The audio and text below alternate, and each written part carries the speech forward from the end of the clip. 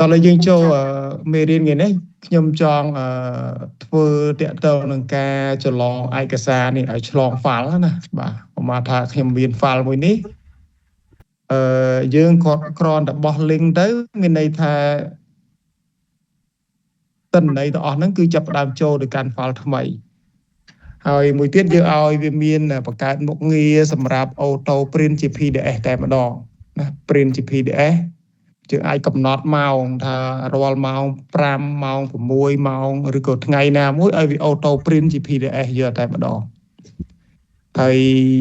ចុងក្រោយទៀតយើងនឹងឲ្យវា auto print ជា PDF ផ្ញើទៅកាន់ Telegram យើងតែម្ដងក៏បានដែរបាទការធ្វើដូចនេះគឺយើងចំណេញគឺយើងអនុវត្តនៅក្នុងការប្រើប្រាស់ជាការចុះអវត្តមានឧមាដែលយើងប្រើជាបញ្ជីអវត្តមានអញ្ចឹងណាបាទអញ្ចឹងរៀងរាល់ល្ងាចយើងចាប់ផ្ដើមឲ្យវាអូតូផ្ញើរបាយការណ៍នេះជា PDF ចូលទៅកាន់ Telegram bot តែម្ដងឬក៏ផ្ញើទៅកាន់ email ក៏បានដែរបាទឯកសារទាំងអស់ហ្នឹងផ្ញើទៅ email ឥឡូវការងារដែលតាក់ទងនឹងអូតូផ្ញើអញ្ចឹងវាមានច្រើនមានដូចជារបាយការណ៍បុគ្គលិកប្រចាំខែប្រចាំសប្តាហ៍បាទសិតតែយើងអូតូហើយបាទហើយបើយើងខ្ជិលហ្នឹងឥឡូវអត់ចង់បើកនៅក្នុងហ្នឹងឯងចង់ឲ្យវាអូតូផ្ញើតាម mail ឬក៏ផ្ញើតាម Telegram bot ទៅបុគ្គលិកផ្ទាល់តែម្ដងបាទអាហ្នឹងយើងធ្វើបានបាទនៅក្នុងហ្នឹងក្នុង Google Sheet ហ្នឹងបាទហើយអញ្ចឹងបងប្អូនអរគ្នាចាប់ផ្ដើមចូលនៅក្នុងនេះយើងបើកกระดาษទទេស្អាតមួយមកបាទខ្ញុំដាក់នៅក្នុងបង្កើត folder ក៏បានអត់ក៏បានដែរអត់អីទេព្រោះយើងតេស្តតែខ្ញុំបើក folder មួយចុះដើម្បីកុំឲ្យពិបាករកឯកសារនឹងឯក្រោយបាទអញ្ចឹងខ្ញុំ folder ខ្ញុំដាក់នៅក្នុងនេះរៀន Google Sheet នេះបាទហើយអញ្ចឹងខ្ញុំចាប់ផ្ដើមបង្កើតกระดาษថ្មីមួយបាទអញ្ចឹងខ្ញុំយកពាក្យនេះ Google Sheet យកពាក្យ blank បាទខាងលើនេះបាទថ្ងៃនេះយើងនឹងរៀនប្រើប្រាស់រូបមន្ត important បាទ important ខ្ញុំគិតថានៅក្នុងក្រុមយើងហ្នឹងប្រហែលជាមានតិចអ្នកណាស់ដែលស្គាល់រូបមន្ត important ហ្នឹងណា important ស្មើបងប៊ុនហមធ្លាប់ប្រើ important ហ្នឹងអត់ផងឥឡូវអូខេimportant ហ្នឹងគឺជារូបមន្តមួយសម្រាប់ឆ្លងឯកសារគ្នាឥឡូវខ្ញុំនឹងបោះ link នេះ link របស់ខ្ញុំនេះបាទឥឡូវខ្ញុំដូរអានេះជប់ response មួយឥឡូវខ្ញុំដូរខ្ញុំអត់ដាក់ response នេះកុំឲ្យយើងពិបាកខ្ញុំដាក់ data បាទdata ខ្ញុំសេអសូតទូចទាំងអស់បាទអូខេអញ្ចឹងខ្ញុំនឹងបោះ link នឹងជូនខ្ញុំឲ្យបងទាំងអស់គ្នាប្រើរូបមន្តដើម្បីនេះទាញទិន្នន័យពីម៉ាស៊ីនរបស់ខ្ញុំចូលទៅកាន់ទិន្នន័យរបស់បងវិញណាមានន័យថាអានេះជាទិន្នន័យគោលហើយការធ្វើបែបនេះមានន័យថាបើសិនជាខ្ញុំមានទិន្នន័យទាំងអស់នឹងច្រើននេះបាទខ្ញុំចង់ឲ្យចែកទិន្នន័យទៅកាន់អ្នកផ្សេងទៅកាន់បុគ្គលិកទៅកាន់អ្នកណាក៏ដោយឲ្យគាត់ឃើញតែមួយ file ហ្នឹងឯងបាទអញ្ចឹងយើងប្រើរូបមន្ត important ហ្នឹងបាទហើយវិធីសាស្ត្រប្រើទី1យើងចូលទៅកាន់កន្លែង share ហ្នឹងយើង copy link បាទខ្ញុំបន្ថយបន្តិចនេះរូប share នេះបាទ share ហ្នឹងហើយយើង complete ដាក់វាថាគេ view បាទ view ក៏បាន edit ក៏បានដែរណាបើសិនជាមាន restrict អាហ្នឹងអត់ចេញទេបាទឆ្លង file អត់បានទេ restrict មានន័យថាបិទចិត្តតែម្ដងចឹងដើម្បីឆ្លងបានគឺយើងអាចប្រើ editor ក៏បានប្រើ copy ប្រើ view ក៏បានដែរតែខ្ញុំប្រើ view ចុះបាទអូខេឥឡូវខ្ញុំនឹងបោះ link នឹងជូនបាទហើយខ្ញុំតម្លាក់ចូលនៅក្នុង Telegram បាទហើយបងអត់មានធ្វើអីទេណាគ្រាន់តែយក link របស់ខ្ញុំទេបាទឥឡូវ link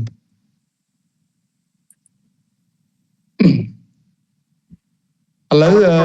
នៅពេលដែលបងបាន link ហើយបងចាប់ផ្ដើមចូលនៅក្នុងនេះនៅក្នុង sheet ថ្មីនេះឥឡូវនៅកន្លែងណាក៏បានដែរបាទបងទៅសេចូលណានៅកន្លែងជួរណាក៏បានយើងទៅសេរូបមន្តចូលមកប៉ក់មកយើងទៅសេដាក់ថាស្មើឲ្យដាក់ IMP បាទនេះគាត់សេ IMP យើងមើលឈ្មោះដែលវាចេញស្រាប់ important នៅខាងក្រោមនេះ បាទ import rank នៅខាងក្រោមហ្នឹងអាហ្នឹងជារូបមន្តរបស់វាបាទយើងចុចទៅលើរូបមន្តហ្នឹងមកប៉ក់ទៅបាទហើយអញ្ចឹងបើសិនជាយើងអត់ដឹងរូបមន្តហ្នឹងទៅសេមិនទេបាទយើងអាចអ្នក copy អាហ្នឹងចូលទៅកាន់ Gemini ទៅឲ្យវាទៅសេឲ្យក៏បានដែរបាទហើយអញ្ចឹងរូបមន្តនេះខ្ញុំចង់ច្រឡង file មិញមកចូលនៅក្នុងហ្នឹងបាទអញ្ចឹង import rank ខ្ញុំដាក់វងកញ្ចក់ហើយខ្ញុំទៅសេដាក់ថាមិញកដល2ជប់ខ្ញុំដាក់វាទូបន្តិច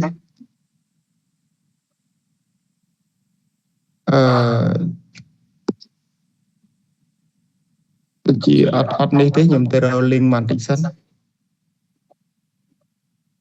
ឥឡូវយើងកុំឲ្យពិបាកខ្ញុំចាប់ផ្ដើមដាក់ link នៅកន្លែងនេះមួយចុះអញ្ចឹងបងមិញបាន link នៅបាទយើង copy link ដែលខ្ញុំតម្លាក់មិញឥឡូវបងយកទៅដាក់នៅក្នុង A1 ណាបាទផាស link ហ្នឹងនៅក្នុង A1 ហ្នឹងចុះអូខេហើយវិធីសាស្ត្រ link ហ្នឹងយើងអាចលាក់វាក៏បានដែរណាយើងអាចដាក់ចេះបាទយើងចុចទៅលើហ្នឹងហើយយើងកុំឲ្យវាចេញវែងក៏បានដែរបាទយើងចូលនៅក្នុងនេះយើងឃើញកន្លែងនេះបាទយើងអាចត្រឡប់វាឲ្យវាកាត់មកកន្លោនអញ្ចឹងក៏បានដែរនេះកុំឲ្យវាឆ្លងកាឡាបាទហើយ link ហ្នឹងយើងអាចប្របាត់វា link ហ្នឹងកុំឲ្យចេញតែអក្សរក៏បានដែរកុំឲ្យចេញដាក់ថាឲ្យគេដាក់ឈ្មោះយកតែម្ដងបាទប៉ុន្តែយើងអត់តន់ទេណាចាំវគ្គក្រោយចុះបាទគោលដៅរបស់យើងចង់ឲ្យទិន្នន័យហ្នឹងគឺចេញនៅក្នុងនេះបាទទិន្នន័យរបស់ខ្ញុំហ្នឹងបាទអញ្ចឹងយើងចាប់ផ្ដើមដាក់មកខ្ញុំទៅសេបាទបន្តិចសិនចាំខ្ញុំឲ្យមើលប្រព័ន្ធនឹងក្រោយបាទ import rank បាទខ្ញុំយកចុចទៅខាងលើក្បៀសមកdata សញ្ញាឧទានហើយវាចាប់ផ្ដើមចេញពី zip ខ្ញុំយកចេញពី A1 ទៅដល់ I បាទតែខ្ញុំបញ្យល់ក្រោយបាទA1 ទៅដល់ I បាទអញ្ចឹងយើងឃើញថាទិន្នន័យហ្នឹងគឺចេញហើយបាទចេញ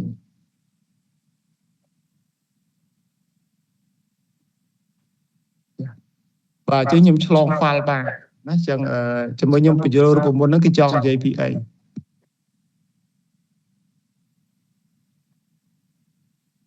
ខ្ញុំសូមឲ្យធំបន្តិចបាទអញ្ចឹងវិធីធ្វើណាបងទាំងអស់គ្នា copy link របស់ខ្ញុំតម្លាក់មិញហ្នឹងចូលនៅក្នុង A1 បាទចូលនៅក្នុង A1 ហ្នឹងទៅហើយនៅក្នុងអានេះគេហៅ A2 ណា A2 នេះយើងចាប់ផ្ដើមសរសេររូបមន្តនេះបងឃើញ import rank ចាប់ទិន្នន័យពី A1 ឃើញទេមានន័យថា import rank ហ្នឹងយក link ចេញពី A1 ក្បៀសបាទក្បៀសហ្នឹងអត្តន័យ Excel គឺមានន័យថាដែលបាទដែលយើងត្រូវចាប់ចេញពី sheet មួយឈ្មោះថា data ហើយគេដាក់សញ្ញាឧទានណា data សញ្ញាឧទានហ្នឹងមានន័យថាឈ្មោះ sheet ហ្នឹងឈ្មោះថា data ចាប់ផ្ដើមចេញពីអីគេបាទចេញពី A1 ទៅដល់ I តទេហ្នឹងមានន័យថាគ្រប់ជួរទាំងអស់បាទឲ្យតែមានគឺវាចាប់ទិន្នន័យមកទាំងអស់កន្លែង I នេះយកអត់ចុះលេខចូលទេបើសិនជាខ្ញុំដាក់30មានន័យយកចាប់បាន30ជួរតែបើខ្ញុំដាក់ I ទៅទេមានន័យថាបើមាន 10000 ជួរគឺចាប់បានតែ 10000 ជួរទិន្នន័យហ្នឹងបាទអញ្ចឹងបែបហ្នឹងហើយបងអាចទៅសេអាហ្នឹងចូលក៏បានឬក៏ copy យកទៅដាក់ក៏បានដែរខ្ញុំតម្លាក់ជូនបាទហើយជាមួយឲ្យចេញលើ sheet របស់ខ្ញុំវា edit អត់បានផងedit អត់បានមិនវិញបងនិយាយថាយើងបញ្ចូលរូបមន្តយើង copy ផាសឲ្យអត់បានជប់នៅក្នុង sheet ហ្នឹងហើយបងមើលតិចអត់តាន់បាន log email ហ្នឹងហើយបងថតចូលនៅក្នុងក្រុមបន្តិចមើលអត់បាន email ដាក់ខ្ញុំចឹងដែរបើមើលខ្ញុំសុំមើលបន្តិចមើលគេលើថាអត់តាន់ log email ចូលវាទៅ view អាហ្នឹងធ្វើអត់ចេញទេយើងមើលអាខាងស្ដាប់មាន profile យើងមកអត់ profile ធ្វើអត់ចេញទេបង screenshot មកប៉ោះឲ្យពេញហ្នឹងមកខ្ញុំជួយមើលបន្តិចតែរបស់ខ្ញុំមាននៅ profile របស់ខ្ញុំមានហ្នឹងបាទឥឡូវ បោះមកបន្តិចមកខ្ញុំសុំមើលបន្តិចឬក៏បងអាចដាក់កន្លែងនេះយកដាក់ editor ណា share editor ឲ្យបោះ link នឹងមកឲ្យខ្ញុំឆែកមើលវិញខ្ញុំចូលជួយមើលដាក់ anyone គឺដាក់ link ហើយជ្រើសយកពាក្យ editor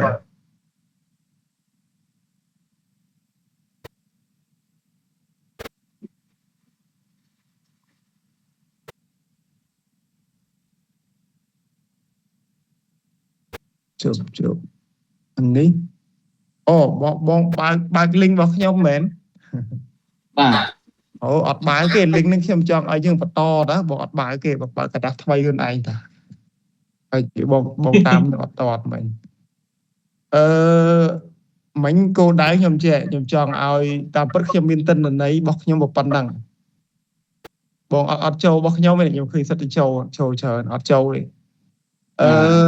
គោលដៅខ្ញុំមានទិន្នន័យទាំងអស់ហ្នឹងខ្ញុំអត់ចង់ឲ្យបងចូល file ទេខ្ញុំចង់ឲ្យបងទាញទិន្នន័យហ្នឹងចូលទៅកាន់ឯកសារថ្មីរបស់បងមួយទៀតតោះណាបាទឯកសារថ្មីអញ្ចឹងបងចូលទៅកាន់ Google Sheet ហ្នឹងទៅបងចាប់ផ្ដើមបើកกระดาษថ្មីបងចុចសញ្ញាបូកនេះបាទយកกระดาษទទេស្អាតហ្នឹងមួយទៅបាទហើយអញ្ចឹង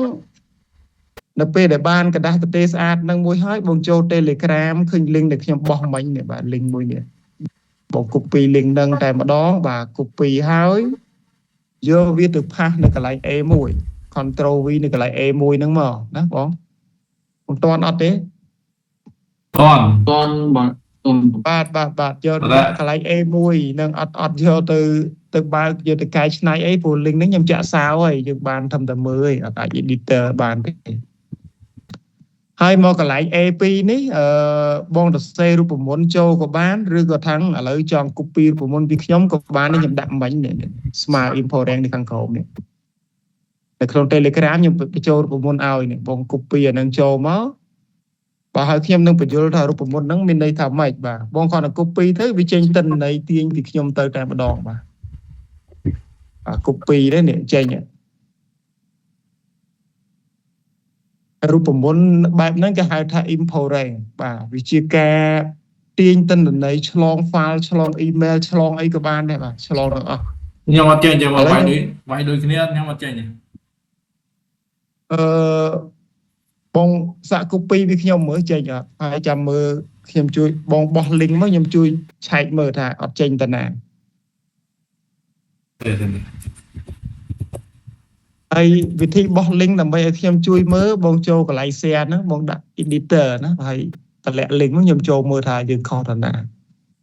តាមពិតខុសបន្តិចទេជួនកាលភ្លេចសញ្ញាឧទានឬក៏អក្សរ data នេះយើងដាក់ data តូចអីចឹងទៅណាដាក់ data តូចបាទនេះព្រោះហេតុអីបានយើងដាក់អញ្ចឹងដោយសារ link របស់ខ្ញុំ link ដើមរបស់ខ្ញុំនេះខ្ញុំដាក់ឈ្មោះវានេះ data នេះគេចឹងបើសិនជាខ្ញុំដាក់អីគេអក្សរ data មួយអញ្ចឹងអ្វីដែលយើងកែកន្លែងនោះក៏ data មួយដែរបាទអញ្ចឹងពាក្យ data សញ្ញាឧទានហ្នឹងមានន័យថាឈ្មោះ sheet ឈ្មោះ sheet ដែលយើងចង់ទាញទៅបើឥឡូវ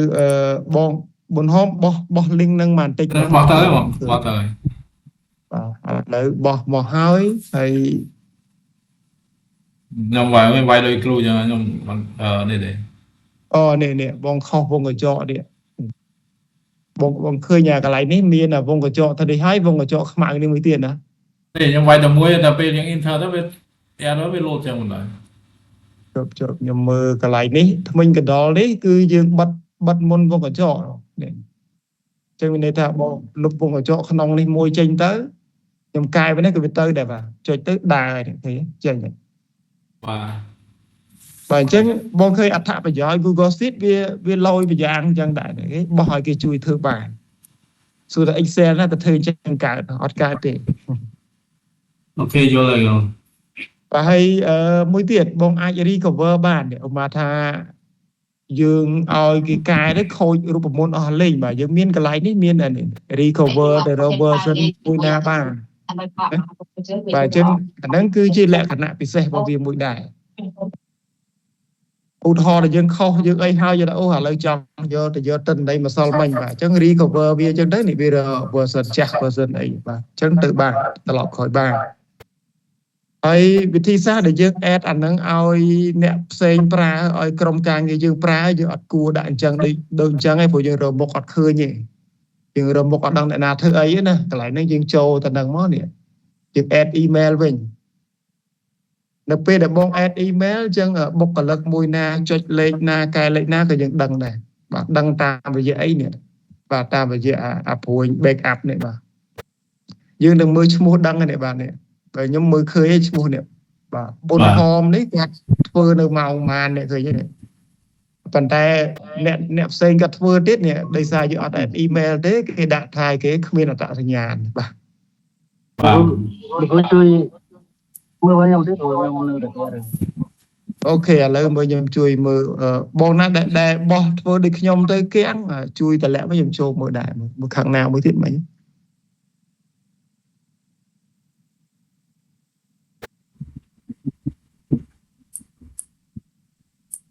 អូខុសហើយណែបងរឹតអីអត់ត្រូវទេបងទៅសេជួរនឹងខុសហើយអាកន្លែងនេះបងដាក់វានៅកន្លែង A2 ណារូបមន្តនឹងសេ A2 ហើយនៅ A1 ជា link ណា A1 ជា link អញ្ចឹងបង copy ខុស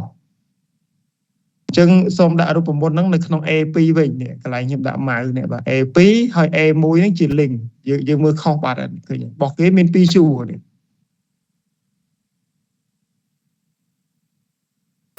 ខ្ញុំដាក់វាធំតិចមកបាទនេះ A1 នេះខ្ញុំដាក់ highlight ពណ៌ទៅបាទ A1 នេះជា link បាទកន្លែង A2 នេះជាកន្លែងដែលយើងសរសេររូបមន្តបាទអញ្ចឹងយើងកុំឲ្យដាក់ខុសបាទដាក់អញ្ចឹងទៅគឺត្រូវហើយបាទរូបមន្តហ្នឹងគេហៅថារូបមន្ត important បាទ important ហ្នឹងគឺវាអាចបត់បែនតាមអ្វីដែលយើងកំណត់បានណាឧបមានេះឥឡូវខ្ញុំសូមបញ្យល់កន្លែងនេះអាហ្នឹងខ្ញុំយកពី A1 ទៅដល់ I មានន័យថាយកពីណាមកបាទយកពីទិន្នន័យដែលខ្ញុំឲ្យមិញដែលខ្ញុំឲ្យជា link នេះបាទនេះឃើញទេនេះចេញពី A1 នេះទៅដល់អក្សរ I ប៉ុន្តែបើសិនជាខ្ញុំចង់បានឥឡូវខ្ញុំចង់បានត្រឹមតែ B ទេខ្ញុំចង់បាន B និង C ចុះបាទអញ្ចឹងកន្លែងហ្នឹងបងដាក់មកចាប់ផ្ដើមពី B1 ដល់ C វិញឥឡូវខ្ញុំដូរលេខឲ្យខ្ញុំដូរកន្លែងនេះខ្ញុំដាក់ថា B1 វិញបាទខ្ញុំដាក់ថាយកចាប់ផ្ដើមពី B1 ទៅដល់ C វិញចឹងបងអាចរៀនដូរលេខកន្លែងហ្នឹងបានណាដើម្បីយើងមើលថារូបមន្តហ្នឹងវាចេញមិនខ្មិចតែយើងរៀនតេស្តមើលឃើញចេញតែ2ជួរវិញនេះអូខេបងណាអត់ជាបញ្ហាអីទេបាទយើងសាកទៅហើយករណីហ្នឹងយើងធ្វើឲ្យជានឹកឃើញថាឥឡូវយើងគួរទៅ apply នៅទិន្នន័យបែបណាបើហើយការធ្វើបែបនេះវាសុវត្ថិភាពទិន្នន័យកុំឲ្យញ៉ៃញ៉ៃទិន្នន័យរបស់យើងណាហើយតាក់ទង link ដែលយើងផ្ដល់ឲ្យគេនេះយើងដាក់ត្រឹម view ទៅកុំឲ្យគេចូលទៅកាន់ link ដើមរបស់យើងកែទិន្នន័យយើងបានណាយើងដាក់ត្រឹម view កុំដាក់ editor ហើយនៅក្នុងទិន្នន័យនេះយើងអាចរៀបចំកាឡាឲ្យស្អាតឲ្យ design ទៅអត់ពិបាកទេអាហ្នឹងបាទឲ្យ AI ជួយរចនា design ក៏បានបាទឬក៏យើងធ្វើខ្លួនឯងដាក់ពណ៌ដាក់ color ឲ្យតិចតិចទៅធ្វើ dashboard ធ្វើអីទៀតរួចបាទហើយការងារយើងបន្តទៀតយើងនឹងធ្វើម៉េចឲ្យ print អាហ្នឹង auto ជា PDF បាទ PDF auto តែម្ដងបាទអាហ្នឹងយើងនឹងប្រើ script យើងប្រើ code ទៀតបាទប្រើ code បាទឥឡូវខ្ញុំសូមចាំកន្លែងហ្នឹងតិចមកឲ្យចេះប្រើរូបមន្តនឹងទាំងអស់គ្នាបាទមានបងណាដែលអត់ចេញជួយបញ្ជាក់ផងខ្ញុំជួយមើលហើយបងដែលចេញហើយបងអាចទៅរៀនទៅសេនៅកន្លែងហ្នឹងបានទៀតខ្ញុំសូមបញ្ជាក់បន្តិចនេះកន្លែងនេះតាមពិតបើខ្ញុំអត់យក link ទៅដាក់ខាងលើនេះក៏បានដែរបងបងឃើញកន្លែងនេះអក្សរ A1 ដែរណា A1 ហ្នឹងមានន័យថាម៉េចមានន័យថាទិន្នន័យទាញចេញពីកន្លែង A1 អញ្ចឹងខ្ញុំអត់ចង់ឲ្យទិន្នន័យទាញពី A1 ខ្ញុំចង់ដាក់ direct តែម្ដងបាទអញ្ចឹងខ្ញុំនឹងលុប A1 ហ្នឹងដាក់ជា link នឹងផ្ទាល់តែម្ដងបាទអញ្ចឹងខ្ញុំយក link នេះបាទខ្ញុំ copy link ពីកន្លែងហ្នឹងមកបាទ copy link ទាំងអស់ហ្នឹងទៅ ចឹងនៅកន្លែង A1 នេះខ្ញុំដាក់ link ចូលប៉ុន្តែដាក់ការដាក់ link ចូលយើងត្រូវប្រើថ្មិញកណ្ដុរ2 ដងហ្នឹងសិនហើយដាក់ link នៅអមថ្មិញកណ្ដុរហ្នឹងបាទអានេះវិធីសាស្ត្រទី2បាទនេះគេបងណាវិធីសាស្ត្រទី2គឺយើងដាក់ link ចូលនៅក្នុងរូបមន្តយើងតែម្ដងបាទនេះខ្ញុំស៊ូមវាធំបន្តិចតែសូមកុំភ្លេចដាក់ថ្មិញកណ្ដុរអមសងខាងផងបាទហើយការអានមានន័យថាថា important គឺការទាញទិន្នន័យឆ្លងហ្វាំងចេញពីបាទចេញពីនេះមួយនេះហ្វាល់មួយហ្នឹងក្បៀសហ្នឹងមានន័យថាដែល sheet នោះឈ្មោះថា data បាទយកចេញពីកឡោន A1 ទៅដល់កឡោន I បាទអត់អីទេណាហើយកន្លែង link នេះតាមពិតទៅគេធ្វើអញ្ចេះក៏បានដែរបង link គេមិនបាច់យកទាំងអស់ក៏បានដែរគេយកធ្វើ ID វាទេ ID វានៅកន្លែងណានេះអាកន្លែង 1D នេះអាហ្នឹង ID គេដាក់តែប៉ុណ្ណឹងទៅក៏វាដាក់ដែរតែមិនបាច់យកទាំងអស់ហ្នឹងទេតែគ្រាន់តែខ្ញុំខ្ជិលខ្ញុំយកទាំងអស់ទៅបាទជាធម្មតាគេយកធ្វើប៉ុណ្ណេះក៏បានដែរមួយខ្ញុំលុបអាហ្នឹងចេញបាទលុបអាកតុយនេះចេញអាហ្នឹងគេហៅថា ID បាទព្រោះ sheet មួយតែងតែមាន ID របស់វាណាដូច ID card របស់យើងអញ្ចឹងតែប៉ុណ្ណឹងក៏វាដាក់ដែរវាទាខ្ញុំហ្វិចអីគេខ្ញុំហ្វិចមួយសិន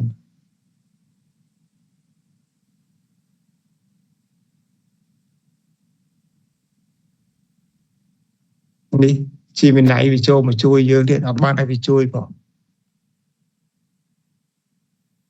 អត់ស្អីប្រើវាចង់ជួយអត់អីទេបងអាចបត់បែនបានហើយតែប៉ុណ្ណឹងណាខ្ញុំសូមសួរខាងបងវិញមានធ្វើចេញអត់កន្លែងនឹងអាចចេញហើយធ្វើបាទអូខេឥឡូវបើធ្វើចេញហើយអត់អីទេបាទប៉ុន្តែពេលករណីខ្លះធ្វើអត់ចេញដោយសារអីចេញហើយប៉ុន្តែចង់ធ្វើក្បួនទី2ដែលយើងកន្លែងរមុនហ្នឹង A1 ហ្នឹងយើងដាក់ចលុះថ្មីកដោពីវិញទៅជិះឲ្យខ្ញុំចេញ error កន្លែងហ្នឹងខ្ញុំតាមអត់ទាន់អូខេអញ្ចឹងមានន័យបាទឥឡូវខ្ញុំសូមបញ្យល់កន្លែងនឹងសាថ្មីអញ្ចឹងខ្ញុំស៊ូមវាធំតិចទៅកន្លែងនេះនេះអាកន្លែងរូបមន្តមួយនេះបើយើងចុចទៅវាទៅជា A1 ហ្នឹងគឺជាអីគឺជាទិន្នន័យដែលយើងដាក់ link ចូលឥឡូវយើងចង់ឲ្យទិន្នន័យនឹងស្អាតកុំឲ្យអ្នកប្រើប្រាស់គាត់ឃើញ link ហ្នឹងបាទអញ្ចឹងយើងធ្វើម៉េចបាទយើងលុប link មានន័យថាយើង copy link ហ្នឹងយកតែម្ដងមកជំនួសកន្លែង A1 បាទខ្ញុំលុបចេញទៅបាទអញ្ចឹងកន្លែងហ្នឹងមានអីនៅកន្លែង A1 នេះបង control C មកបងដាក់ control C ពីលើ A1 ហ្នឹងដើម្បី copy link ហើយបងចូល A2 A2 នេះ A2 ហើយវាមិនចេញរូបមន្តឲ្យណាអញ្ចឹងកន្លែងហ្នឹងបងលុប A1 ចោលដាក់ថ្មិញកណ្ដុរ2 ដងមកហើយនៅពាក់កណ្ដាលចន្លោះហ្នឹងបង copy link ចូលបាទ enter ទៅចេញហើយ link A1 យើងអាចលុបចោលបានណាយើងលុបចោល A1 ទៅចេញបានអញ្ចឹងវាមានតែប៉ុណ្ណឹងគឺវាស្អាតជាងមុនវាអត់ឃើញមាន link អីផ្ដេចផ្ដាស់ទេបាទប៉ុន្តែជាធម្មតាបើសិនជាទិន្នន័យនឹងឧទាហរណ៍ថាយើងចង់ឲ្យអ្នកប្រើប្រាស់គាត់ចុចខែមករាកុម្ភៈមីនាមេសាទៅវាដូរទិន្នន័យណាអាហ្នឹងគេអត់ប្រើ link direct ចឹងទេគេចង់ឲ្យវាយើងប្រើរូបមន្ត V lookup តែម្ដងដើម្បីដូរមកតែចេះឥឡូវខ្ញុំបំលែងទិន្នន័យនេះឲ្យមួយទៀតអញ្ចឹងកន្លែងនេះខ្ញុំដូរបើសិនអានេះទិន្នន័យដើមរបស់ខ្ញុំណាបើខ្ញុំដូរទៅមកបន្ទាត់ខាងបងក៏បាត់ដែរខ្ញុំលុបក៏ខាងនោះបាត់ដែរឧមាថាខ្ញុំលុបប៉ុណ្ណេះចេញអញ្ចឹងទិន្នន័យហ្នឹងគឺវា live ផ្ទាល់ណាឥឡូវនេះខ្ញុំដាក់តែ3ជួរទេបងទៅឆែកទិន្នន័យដែលបងទាញពីខ្ញុំក៏ឃើញ3ជួរដូចគ្នាដែរបាទឃើញ3ជួរបាទគឺអញ្ចឹងមានន័យថាហ្នឹងគឺវា live ផ្ទាល់បែបហ្នឹងបាទអញ្ចឹងទិន្នន័យបើខ្ញុំលុបខាងនោះក៏លុបដែរហើយបើខ្ញុំត្រឡប់ទិន្នន័យចាស់របស់ខ្ញុំវិញ control set ហើយបើសិនជាខ្ញុំកែឈ្មោះ sheet នេះឈ្មោះខ្ញុំ data សុកខ្ញុំច្រឡំឧបមាថាខ្ញុំច្រឡំ rename ឲ្យស្រួលមើលតិចខ្ញុំដាក់ថា data 1 ចឹងបងតសេទាំងអស់ហ្នឹងគឺ error ទាំងអស់បាទអត់ចេញទាំងអស់គ្នាទីទៀតនេះទេទេបាទអត់ចេញទេ បាទ ចឹងដើម្បីឲ្យចេញបងដឹងថាធ្វើម៉េចទេកន្លែងនឹងកែមិនទេ អត់ដឹងទេវា fix ហើយ អត់ទេវាន័យថាយើងកែឲ្យឈ្មោះដូច seed យើងនេះបើ seed របស់ខ្ញុំឈ្មោះ data មួយណាខ្ញុំកែ seed ដាក់ data មួយអញ្ចឹងដើម្បីឲ្យ import rank មិនដែរបងដាក់ data មួយដែរមានន័យថាសេឈ្មោះឲ្យដូច seed នេះបាទ បើ អីណាបង បើគេលុប ថែម បើគេលុប link បាត់ហើយយើងដូរទៅតាមមិនទាន់ គេអត់លុប link ទេអាហ្នឹងមានន័យថារបស់យើងដដែលទៅ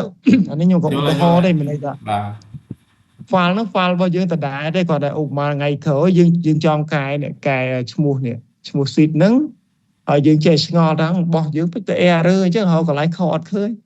បាទតាមពិតដោយសារយើងបានកែឈ្មោះហើយឈ្មោះ seed នេះ បាទ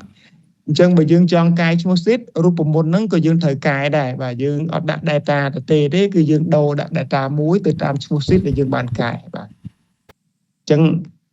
ដាក់ទៅវាចេញវិញហ្នឹងចេញអូខេអត់អីទេណាបងសាកល្បងណាហើយដូរដាក់ data មួយវិញទៅបាទ បាទដែរអានេះទៅដាក់តាមគ្នា បាទដាក់តាមគ្នាដាក់តាម link អ្វីដែលយើងចង់ទាញហ្នឹងហើយវិធីសាស្ត្រមួយទៀតឧបមាថាយើងមាន file ហ្នឹង file ច្រើនយើងអត់មែនមានតែមួយ file ហ្នឹងទេឥឡូវខ្ញុំមាន3 4 5 file ហ្នឹងខ្ញុំចង់ឲ្យអតិន័យហ្នឹងទាញឧបមាថា file មួយនេះតំណាងឲ្យខេត្តមួយចុះណាឧទាហរណ៍ចាឬក៏ខែមួយចុះខ្ញុំថា file នេះគឺជាខែមករា file មួយទៀតខែមីនាមេសាឧសភាអញ្ចឹងយើងចង់ឲ្យវាឆ្លាស់ដូរចុះដូរឡើងណាខ្ញុំចង់ឲ្យយើងគ្រាន់តែចុចអាហ្នឹងគេហៅថាចុចជ្រើសរើសបាទ ហើយត្រង់ដល់នេះហ៎ បាទហ្នឹងត្រូវបាទគ្រាន់តែចុចអាហ្នឹងទៅឲ្យវាដូរ link ចាប់ link ដូរដោយអូតូតែម្ដងបាទអាហ្នឹងគេធ្វើម៉េចបាទយើងទៅបង្កើតនេះយើងបង្កើតចេះបាទឥឡូវជាមួយខ្ញុំនឹងបោះ link ចូលដែរឬក៏ជប់នេះឥឡូវបង add នេះមួយមក add seed មួយទៅណាយើង add seed ថ្មីយើងសរសេរនៅក្នុងហ្នឹងយើងអាចដាក់ថាយើង rename ឲ្យដូចគ្នាហ្មងទៅណាដាក់ថា list ទៅបាទ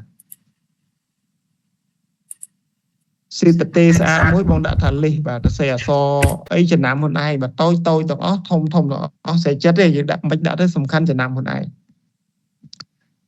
ឥឡូវយើងដាក់ seed មួយដាក់ថា list យើងដើម្បីគោលដៅយើងចង់ឲ្យវាចាប់ link បាទចាប់ link អូតូតែម្ដងនៅពេលដែលយើងប្រើ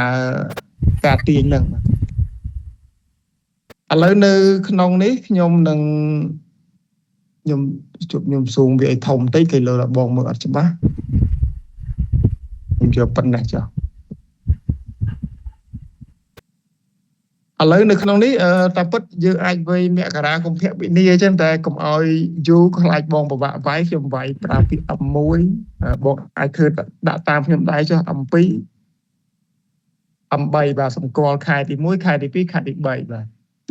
M4 អញ្ចឹងទៅបាទ M5 ហើយអានេះគឺជាខែបាទខ្ញុំដាក់ខាងលើគឺឈ្មោះខែហើយមួយទៀតអានេះគេហៅថាដំណ link បាទដំណ link បើសិនជាការងារយើងគ្រប់គ្រងឧបមាថាយើងជាថ្នាក់ការិយាល័យកណ្ដាលគ្រប់គ្រងខេត្តចឹងអានេះយើងត្រូវដាក់ឈ្មោះវាគឺខេត្តបាទឧបមាថាខេត្តកណ្ដាលភ្នំពេញឬក៏អីទាំងអស់អញ្ចឹងទៅបាទហើយដាក់ដំណ link មួយខេត្តមួយ link ឬក៏ស្រុកអីចឹងទៅមួយស្រុកមួយ link បាទចឹងយើងឆ្នៃខ្លួនឯងទៅអានេះខ្ញុំក៏ឧទាហរណ៍ខែអញ្ចឹងទៅឧបមាខ្ញុំមាន link នេះឥឡូវខ្ញុំនឹងប្របែកអានេះឲ្យចេញឲ្យបាន3 4 link ដើម្បីឲ្យបងយកទៅប្រើឥឡូវខ្ញុំនេះការប្របែក link អត់ពិបាកទេខ្ញុំនឹង copy file ទៅឲ្យបានច្រើន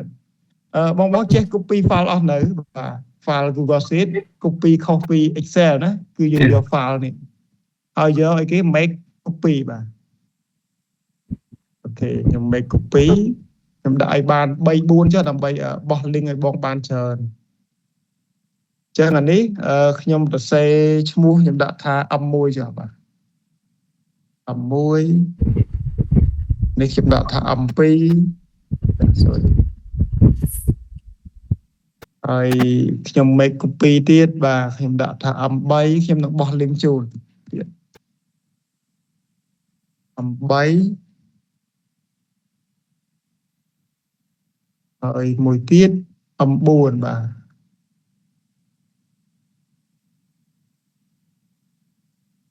M4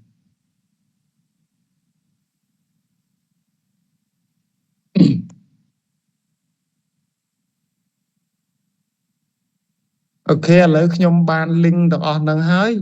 ខ្ញុំធ្វើម៉េចបាទយើងនឹងយក link អាទាំង4ខែហ្នឹងយើងយកបញ្ចូលទៅក្នុងនេះបាទក្នុងដំណរ link នេះកិច្ចការរបស់យើងណាយើងយក link ទាំង4ហ្នឹងឥឡូវខ្ញុំ copy តិចទៀតខ្ញុំ copy ឲ្យទាំងអស់ទេតែឥឡូវខ្ញុំច្រឡំខ្លួនឯងមួយសិនចាស់ដើម្បីឲ្យបងលឿនទាំងអស់គ្នាហើយឥឡូវគាត់ទៅមើលខ្ញុំសិនទៅវិធីសាស្ត្រគឺ complete ដាក់ view ណាបើអត់ដាក់ view ទេអត់ចេញទេបាទទាញនេះដល់អត់ចេញមកបើជិះយើងបោះ link ចូលអានឹងមួយទៅបាទហើយឥឡូវខែទី2ខ្ញុំទៅយក link នឹងដដែលបាទ restrict នេះខ្ញុំដោះវាដាក់ anyone បាទហើយយើងដាក់ copy បងអាចយក link ខ្ញុំទៅប្រើក៏បានបងផ្ដាច់បង្កើតខ្លួនឯងក៏បានដែរអត់អីទេហើយសេចចិត្តទេណាបងយកបោះខ្លួនឯងក៏បានដែរវាអស់ទៅមួយទៀត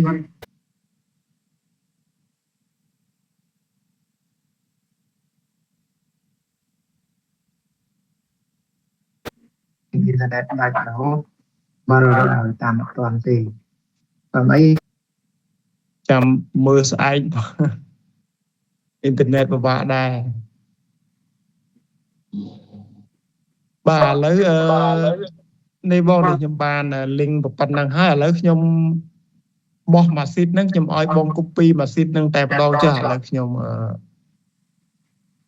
ជប់ខ្ញុំដាក់ថា view only ក៏បានក៏បងអាច copy បានដែរ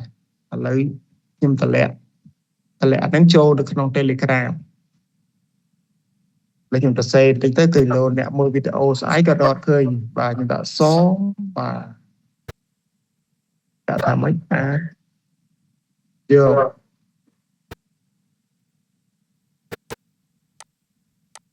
ក link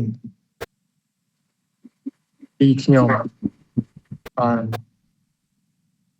អូខេដាក់ចំណាំអញ្ចឹងបងចុច link នឹងមកប៉ក់ដែលខ្ញុំតម្លាក់ Telegram ទៅបងយើងបង្កើត sheet ហើយ copy ទាំងអស់ហ្នឹងចូលបោះបងអស់គ្នាដើម្បីយើងប្រើប្រាស់ទិន្នន័យពីខ្ញុំទៅក៏បានដែរពេលដែលយើងខ្ជិលបង្កើតណាយើងចាំបង្កើតនៅពេលតនីចុះហើយទិន្នន័យនេះខ្ញុំនឹង edit កែវាឲ្យខុសគ្នាបន្តិចកុំឲ្យវាដូចគ្នាស្រួលយើងមើលលទ្ធផលថាវាទាញមិនយ៉ាងម៉េចខុសគ្នាមិនបាទខ្ញុំនឹងធ្វើកែប្រែបន្តិច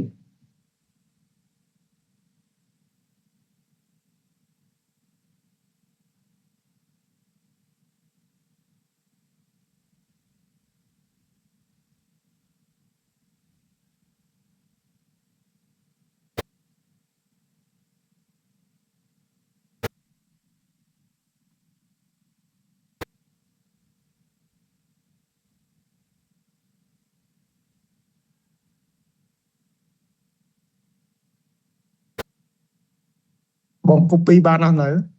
បានអស់ហើយបាទ copy ហើយយើងអាចរៀបវាឲ្យស្អាតក៏បានកន្លែងហ្នឹងបាទរៀប color ដាក់តុបតែងអីចឹងទៅស្អាតចិត្តទេហើយបន្តទៀតគោលដៅយើងចង់ឲ្យអា link ទាំង4នេះវាចេញម្ដងមួយតាមអ្វីដែលយើងហៅចេញណាហៅចេញចូលកន្លែងនេះខ្ញុំប្រើពាក្យថា data ចា៎ data ខ្ញុំប្រើពាក្យថា data មួយបាទពីសារមិញខ្ញុំ edit sheet ហ្នឹងឈ្មោះ data មួយ ប Và chẳng nơi cái lại ní dương chọn ai vì ô tô nó ô tô đâu từ ta mà vậy để dương rửa và chân cái lại mui cái lại ná các bạn này mà cái lại ní dương chọn bờ châu vài vài âm mui âm pi âm bay tới ở đâu tên này đang tại mà đỏ và chân vì thi xác cứ cái lại ní dương thử mấy ai linh ở vậy để dương hai mò mấy nè cứ việc đâu vì mò từ ta mà vậy để dương vậy show và chân cái lại nâng cái prao được muốn vi look up và vi look up và chân cái lại ní bong nó này bong cho đam cái lại muối bong sẽ âm mùiแต่mà đón nó âm thông mùi mà nè pò lương được nhom đạn nè bong sẽ âm thông mùi được nhom sẵn mới hay chạm đi tiết dương pra drop down nè vàแต่เลยdương không a pra sẽ được trong file bong nó sẽ được bọc nhom ở trên đi buộc nhom chạ sao ở đây vài bàn thì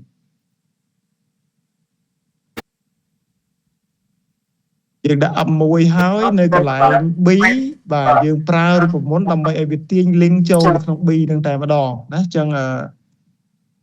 cái lại ní dương đang đặt xe của môn vi look up và vi look up smart đang cái kia spy rock tên này và chắc khi đã mất smart và nhà smart đang tới rồi bọn ai chui đặt xe áo các bạn này và chia phép về màn tích tới đây ở đấy thì lấy nhom từ riêng đặt xe của môn màn tích và vi look up thì còn là vi ở trên ao bạn này vi look up việc thằng vi look up bên đây là spy rock tên này và trước khi em đạo vi look up nó nhầm chơi cái lừa so đại vì ao đang tới bà trình vùng của chỗ ao chứ dự ao vi spy rock ấy kia và trước khi em đạo vi look up âm mùi này và bên đây thằng ao vi spy rock âm mùi trước khi em chơi cái lừa âm mùi đang tới vì đang chơi nhà sau mùi bình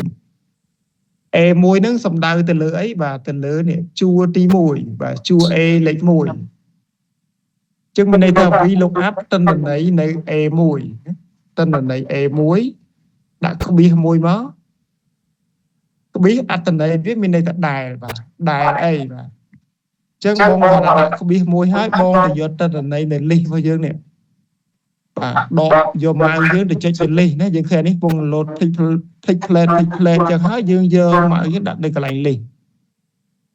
ở dương ô mà này ô chả phải đang bị âm muối và âm muối hay nâng bà cả lão nâng ấy ó mà này pi cả lão nó bà cả lão phong cả lão bi phong dương ô thật nặng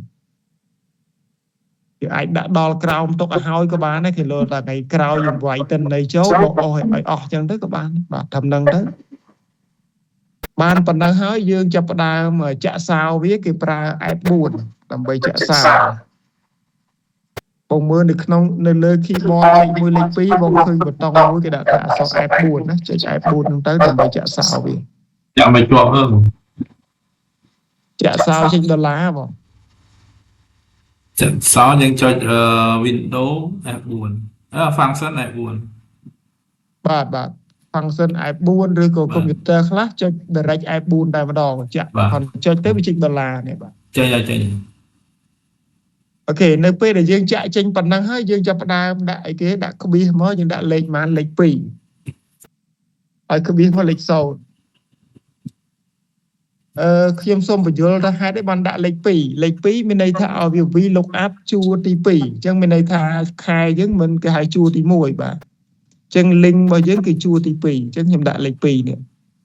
bà lịch sâu lịch môi thằng khối ní còn là true or false đây bà chẳng cái phở lịch sâu bà hay bật vùng cái chỗ tới enter tới vì chạy link ao mà rồi cái này ní np đẹp bon đâu đã âm phí link nó cứ việc đầu tới tam dương đài đó việc đầu âm phí đài bởi dương đã âm bấy link nó có tới đâu để chỉ âm bấy đài chân đính nó cứ private pro trên đỉnh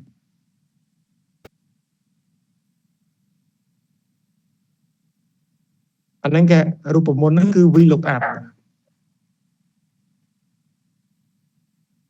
đây nhưng xong chăm cái này nâng màn tích bong đây ở toàn tranh ấy chui cái chuyện tích phó bong một hôm tranh đã tranh nữ đây tranh khóc chạy cái tê tình khóc chạy cái tê với nhỉ rồi mà dạo mà nó gì nhưng ai copy rồi một nâng ao của bạn này này bà rồi បើយើងដាក់កាឡាដូចគ្នាអញ្ចឹងអត់អីទេបាទប្រើរូបមន្តគាត់តែ copy ទៅដាក់ទៅចូលហើយតែជប់ខ្ញុំមិនបាច់ចាប់បោះក៏បានដែរបងគាត់ទៅចូលអា file link ដែលខ្ញុំឲ្យមិញនេះទៅ copy link នឹងយកបងទៅ copy ឲ្យយើងរៀនអានរូបមន្តហ្នឹងណាអានឲ្យយល់តែគេចង់និយាយពីអី ចេញអីគេ បាទហើយគោលដៅរបស់ខ្ញុំចង់ឲ្យកន្លែង A1 ដែលខ្ញុំ highlight ពណ៌លឿងហ្នឹងឲ្យមានប៊ូតុងមួយសម្រាប់មិនប៊ូតុងឯអាកន្លែងច្រោះហ្នឹងសម្រាប់ចុចរើសអត់ឲ្យវាយអក្សរដៃអញ្ចឹងទេបាទចុច drop down ហ្នឹងគេហៅ drop down បាទអញ្ចឹងវិធីសាស្ត្រធ្វើ drop down ហ្នឹងមានច្រើនវិធីសាស្ត្របាទកន្លែងហ្នឹងយើងចូល A1 នឹងដដែលណាខ្ញុំសូមចូល drop down ហ្នឹងបងម៉ៅស្ដាំចុចម៉ៅស្ដាំក៏បានយក data ក៏បានដែរបាទ data ហ្នឹងក៏មាន drop down ដែរជប់នៅតាណា drop down ខ្ញុំអត់ដល់ឡើយអត់ត្រឡប់ចូល data តិច insert ទៅឡើយមកយូរម៉ៅស្ដាំយូរ view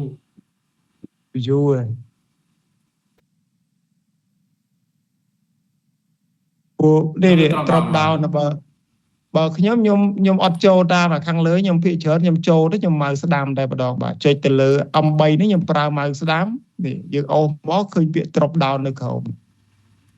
បាទអញ្ចឹងកន្លែង drop down នេះមានន័យថាយើងចង់ឲ្យជ្រើសរើសអត់ចង់ឲ្យវាយអក្សរចូលទេបាទអញ្ចឹងខ្ញុំយក drop down ចុចមកប៉ក់ទៅនេះវាចេញខាងស្ដាំអញ្ចឹងយើងឃើញមុខងារច្រើនមែនតើកន្លែងនេះ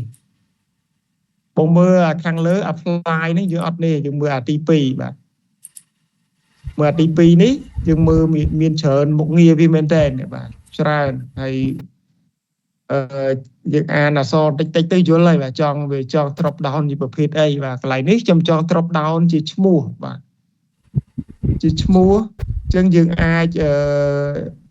ឈ្មោះដែលយើងវាយស្រាប់ណាអញ្ចឹងខ្ញុំយកនេះអាទី2នេះ drop down from a range មានន័យថា drop down នោះចេញពីទិន្នន័យចេញពី range ណាដែលមានស្រាប់បាទអញ្ចឹងខ្ញុំយកអាទី2ហ្នឹងមកនេះចុចអាទី2ហ្នឹងមកប៉ក់ទៅវានឹង load link ខាងក្រោមនេះឲ្យមិន link សំទោស load ប្រអប់ខាងក្រោមនេះឲ្យយើងចុចទៅលើអាប្រអប់4នេះបាទចុចទៅលើប្រអប់4នេះទៅបាទឃើញវា load ប្រអប់ថ្មីមួយទៀតបាទខ្ញុំសូមធ្វើភាសាទៀតឲ្យមើលបាទដំបូងឡើយវាចេញបានឥឡូវខ្ញុំបិទវិញបាទខ្ញុំសូមធ្វើឲ្យថ្មីចូលទៅកន្លែង A1 ម៉ៅស្ដាំអូសមកក្រោមអស់យកពាក្យ drop down បាទហើយកន្លែង drop down អាជួរទី2ហ្នឹងបាទចុចទៅយើងយកជួរទី2ទៀតខ្ញុំយក from range បាទ from range ហ្នឹងគោលដៅខ្ញុំចង់ឲ្យទាញទិន្នន័យចេញពី range ចាស់របស់វាដល់កន្លែងនេះយើងអត់អាចវាយអក្សរបានទេព្រោះយើងភ្លេចបាទយើងអត់កុំឲ្យពិបាកយើងយកអាប្រអប់4នេះបាទចុចលើប្រអប់4ទៅវានឹងចេញផ្ទាំងថ្មីមួយបាទកាលណាចេញផ្ទាំងថ្មីហើយយើងចាប់ផ្ដើមទៅ select range តែយើងចង់ឲ្យវាចេញ M1 M2 M3 នៅ range មួយណាបាទអញ្ចឹងយើងដឹងហើយ M1 ទៅដល់ M4 របស់យើងមិញយើងដាក់នៅក្នុង range មួយឈ្មោះថា list បាទអញ្ចឹងយើងចុចទៅលើ list ហ្នឹងតែម្ដងទៅនេះបាទចុចទៅ shift list មួយទៅយើងឃើញ range របស់យើងនេះបងគាត់អូស select all ពីលើវាមកនេះយើងអាចទុក20 30លេខឲ្យហើយក៏បានដែរបាទនៅពេលយើងអូសយើងឃើញនៅក្នុងនេះគឺវាចេញលេខឲ្យតែម្ដងបាទចេញហើយយើងចុចអីគេចុចអូខេបាទហើយចុចអីទៀតចុចដានបាទប៉ុណ្ណឹងចប់ឃើញទេវាចេញអីរើសបាទ M1 M2 M3 ចឹងទៅរើសបានបាទ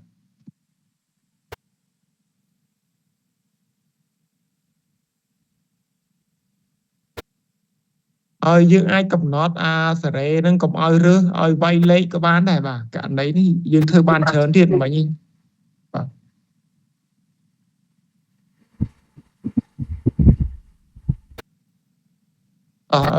បងចេញកន្លែងហ្នឹងនៅបាទចេញកន្លែងរើសបាននៅចេញហើយបាទឥឡូវចេញហើយអាកន្លែងពណ៌ក្រហមនេះខ្ញុំសូមហៅពណ៌ក្រហមអាហ្នឹងហៅ A2 ណា A2 មិញយើងដាក់ direct link ចេះអញ្ចឹងនៅពេលដែលយើងកែទិន្នន័យហ្នឹងវាអត់អូតូទេអញ្ចឹងយើងលុបអា link ដែលយើង direct ដែលខ្ញុំ copy លេងមិញខ្ញុំថាអាចមានជំរើស2ណាបាទបងលុបអាចុងហ្នឹងតិចដូរដាក់អក្សរ A1 វិញណាសរសេរលុបអាហ្នឹងហើយដាក់ A1 វិញ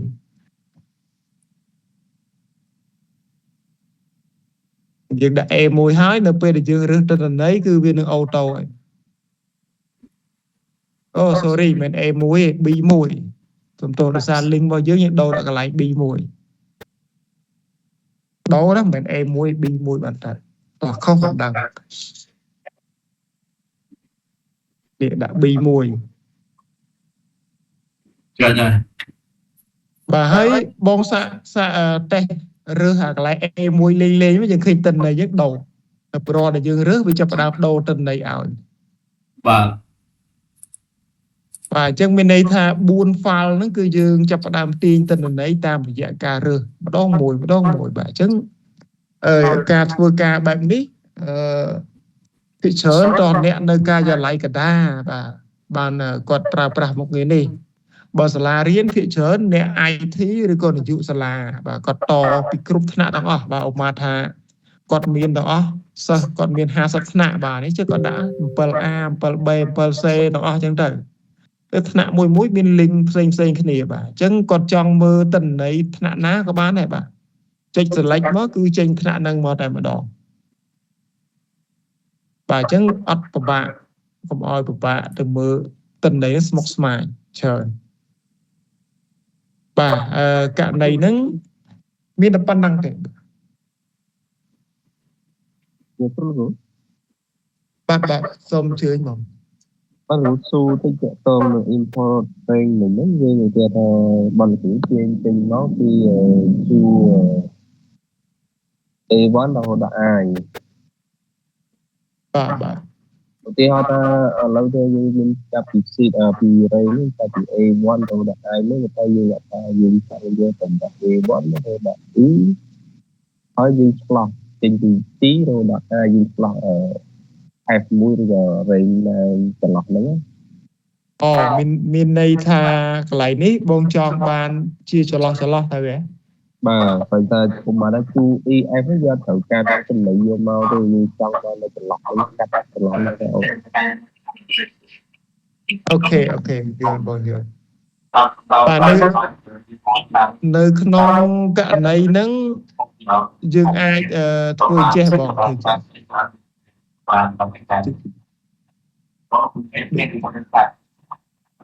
ដូចលើតាក់បងមានបងចង់និយាយឬក៏ឆ្លងមកអីទេឥឡូវបាទអញ្ចឹងនៅក្នុងករណីហ្នឹងគឺយើងប្រើរូបមន្ត import rank ហ្នឹង2 ដងបើយើងចង់បានណាឧទាហរណ៍ថាកន្លែងនេះបងត import rank នេះភាសាទៀតចឹងទៅណាឧបមាថាបាទ ជួនេះខ្ញុំយល់លោកអត់សេត ឧទាហរណ៍ថាជួ A នេះខ្ញុំអត់យកទេបាទខ្ញុំចង់ skip ទៅយក I នេះវិញម្ដងអញ្ចឹងមានន័យថាខ្ញុំប្រើធម្មអក្សរ G ទេណាបងដាក់ធម្ម G ទៅហើយ A យើងអត់យកទេអញ្ចឹងមានន័យថារូបមន្តយើងដូរដាក់ធម្ម G ហើយចុងក្រោយមកយើងយក I ណាបាទអញ្ចឹងកន្លែងនេះកន្លែងរូបមន្តនេះបងកុំដាក់ I ទេបងដាក់ធម្មអក្សរ G ទៅឧទាហរណ៍ណាបាទដាក់ធម្ម G អញ្ចឹងទាញបានធម្ម G ទេហើយមកកណាត់ទៀតយើងចាប់ផ្ដើមទាញ I ចូលតែម្ដងបាទអញ្ចឹងទាញ I ចូលបន្តឧបមាថាកន្លែងនេះយើងចង់ឲ្យចេញ I បាទអញ្ចឹងយើងសរសេររូបមន្ត import rank នឹងដដែលបាទស្មើមក import rank ទិន្នន័យទៅយកពីណាមកបាទទិន្នន័យយកពី link យើងគឺកន្លែង B1 នេះបាទចុចទៅលើ B1 មកប៉ក់ទៅបាទហើយយើងចាប់ផ្ដើមឲ្យក្បៀសបាទចុចក្បៀសធ្វើមិនទៀតបងកន្លែងហ្នឹងមិនថ្មិញកដល2 ដងបាទថ្មិញកដល2 ដងហើយយើងចាប់ផ្ដើមធ្វើអីទៀតនេះដាក់ឈ្មោះ sheet របស់យើងឈ្មោះ data 1សញ្ញាឧទានហើយមិញអក្សរគេមិញដូចជា ផ្លេចមិញដូចជា A យើងបាទI1 ទៅដល់ I បាទ Inter មកចេញហើយនេះ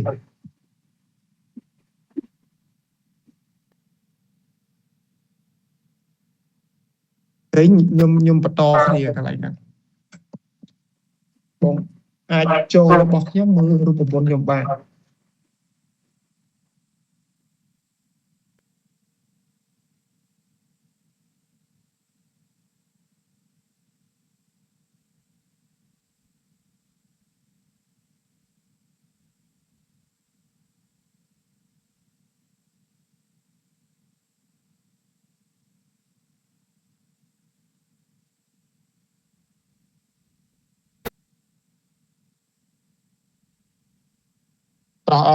បងអាកន្លែងរូបមន្តហ្នឹងខ្ញុំសូមបញ្យល់តិចណាតាក់ទងអាយមួយទៅដល់អាយហ្នឹងមានន័យថាម៉េចទៅកន្លែងហ្នឹងបើអញ្ចឹងមានន័យថា important នេះគឺជាការទាញទិន្នន័យចេញពី link ជួរ B1 បាទនេះគេថាចេញពី link ជួរ B1 កន្លែងនេះគេអាហ្នឹងគឺ B1 នឹងឯង B ហើយលេខកូដនេះគឺជួរដីទី1បាទអញ្ចឹងមានន័យថាវាទាញចេញពី link B1 ដែលមាន seed ឈ្មោះថា data 1បាទ seed នេះឈ្មោះថា data 1ហើយខ្ញុំដាក់សញ្ញាឧទានមកខ្ញុំដាក់ឲ្យគេ i1 ទៅដល់ i អញ្ចឹងមានន័យថាចាប់ផ្ដើមចេញពីជួរឈរ i1 រហូតទៅដល់ i ចុងក្រោយបំផុតបាទ i ប្រទេសនេះគឺ i ចុងក្រោយបំផុតហើយអញ្ចឹងគឺយើងចង់ឲ្យទាញទិន្នន័យមកតែមួយជួរទេបាទជួរចឹងបើយើងមានករណី skip ច្រើនវិធីសាស្ត្រមានតែបែបហ្នឹងណាហើយខ្ញុំជឿថាប្រហែលជាមានរូបមន្តស្រួលជាងហ្នឹងទៀតឆ្នៃជាងហ្នឹងទៀតប៉ុន្តែអ្វីដែលខ្ញុំប្រើរហូតដល់ខ្ញុំប្រើតាមវិធីសាស្ត្រហ្នឹងបាទខ្ញុំអត់បានគិតអីផ្សេងទេតែខ្ញុំជឿថាមាន AI អាចនឹងឆ្នៃរូបមន្តណាដែលបញ្ចូលទៅបញ្ជួវាអាចឲ្យបានទាំងអស់បានតែគាត់ខ្ញុំប្រើបែបហ្នឹង គេប្រើរូបមន្ត អាចដូរតិន្នន័យសាកល្បងណាបងតដូរតេស្តទៅអាទាំងអស់ហ្នឹងគឺវាចេញដូចគ្នាជាមួយខ្ញុំដាក់វាទូទីដើម្បីដូរតិន្នន័យឲ្យមើលជាមួយខ្ញុំយក F1 ឃើញវាចេញ loading ដូចគ្នានេះបាទពណ៌ក្រហមនិងពណ៌លឿង load កំពុងតែ loading F4 នឹង loading ទៅដល់ ហ្នឹងហើយនៅក្នុង Excel គេប្រើ independent drop down list អាហ្នឹងคลิกមួយទៅវាមកវាស្មើនឹងអីវាស្មើវាមាន function 2 3ចូលគ្នាតែនៅក្នុង Google មិនដឹងគេប្រើអី អូខេនៅនេះគេអាចប្រើរូបមន្ត filter រូបមន្តអីបានទៀតអត់ដង្កៀបប្រើអីទេណាបាទករណីចេះបើអាហ្នឹងគាត់ខ្ញុំ import rank ចេញបានមួយហើយគេធ្វើអញ្ចេះវិញដូចជាករណីបងចង់បាននេះគេឆ្នៃបែបនេះវិញឥឡូវខ្ញុំសុំលុបអា X នេះចេញចុះហើយអញ្ចឹងខ្ញុំនឹងដាក់ជួរនេះដល់ជួរ I ដដែលចុះណាខ្ញុំលុប G នេះខ្ញុំដាក់ I បន្តទៀតខ្ញុំនឹងបរៀនប្រើរូបមន្តមួយទៀតឥឡូវថាតិន្នន័យដែលទាញចេញមកសុទ្ធនេះខ្ញុំអត់ចង់បានទាំងអស់ទេណាឧទាហរណ៍ថាឥឡូវថ្ងៃខែនេះខ្ញុំអត់ចង់បានទេខ្ញុំចង់បានតែគេតែខេត្តព្រៃវែងបាទចង់បានស្រុកហើយនឹងចង់បានផលិតផល A តែប៉ុណ្ណឹងចោះបាទ B ខ្ញុំអត់ចង់បានទេឬក៏ខ្ញុំចង់បានបាទព្រៃវែងចង់បានស្រុកហើយខ្ញុំចង់បាននេះបាទចង់បានផលិតផល C ហ្នឹងទៅបាទអញ្ចឹងឥឡូវវិធីសាស្ត្របែបនេះបងចូលនៅក្នុងនេះបើក sheet ថ្មីមួយទៀតមកណាបងចេញសញ្ញាបូកមកបាទបាន sheet តេមួយនេះអូខេបងចេញសញ្ញាបូកបាន sheet តេនេះមួយបងអាចដាក់ឈ្មោះចំណាំមុនឯងមកដាក់ data 2ចុះបាទចំណាំទៅដាក់មិនដាក់ទេខ្ញុំដាក់ data 2ចុះខ្ញុំទៅសេដាក់ data 2បាទកន្លែងនេះខ្ញុំចាប់ផ្ដើមរៀបទិន្នន័យហ្នឹងនៅកន្លែង A1 នេះតែម្ដងខ្ញុំដាក់សញ្ញាស្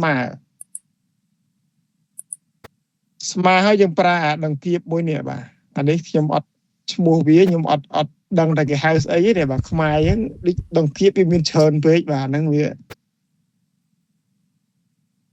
បាទហ្នឹងអង់គ្លេសគេហៅអីគេបងមើលអានេះ ស្មើទេគ្រូអើយ arrow key ណា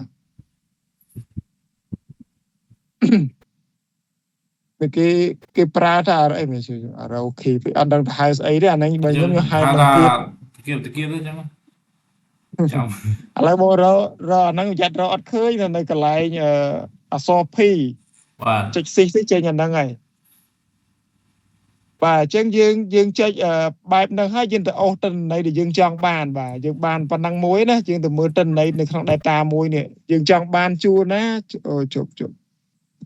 ទេបាទយើងចង់បានជួរណាយើងទៅអូសកន្លែងហ្នឹងមកបាទអូសប៉ុណ្ណឹងមកវាចេញកន្លែងហ្នឹងបាទឧបមាថាខ្ញុំអូសពីធំនេះឲ្យដល់ចុងក្រោមខ្ញុំមិនបាច់អូសឲ្យដល់ក្រោមទេបាទកន្លែងលេខ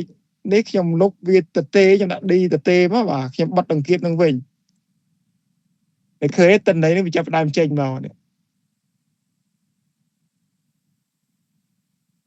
យើងចង់បានធម្មតាគឺយើងប្រើដង្កៀបធំហ្នឹងតែ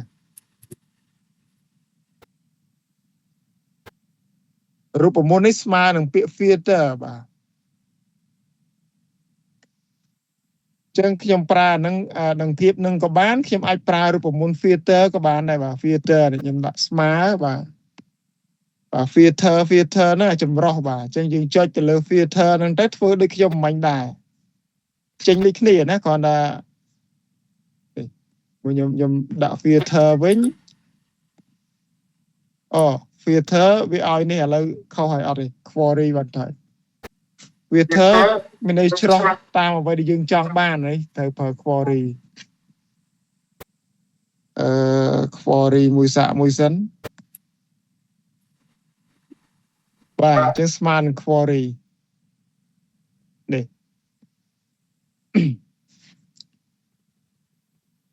ប៉ុន្តែបើសិនតែយើងអត់ដឹងទេយើងសួរ AI ទៅក៏បានដែរយើងបញ្ចូលមូលហេតុវាទៅខ្ញុំចង់បានអីបាទយើងទៅសេប្រមបញ្ជាក់វាទៅវានឹងទៅសេឲ្យយើងហើយបាទ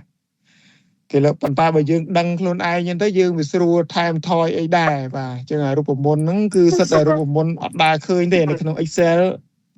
អត់មានទេបាទរូបមន្តអស់ហ្នឹងបាទនេះ query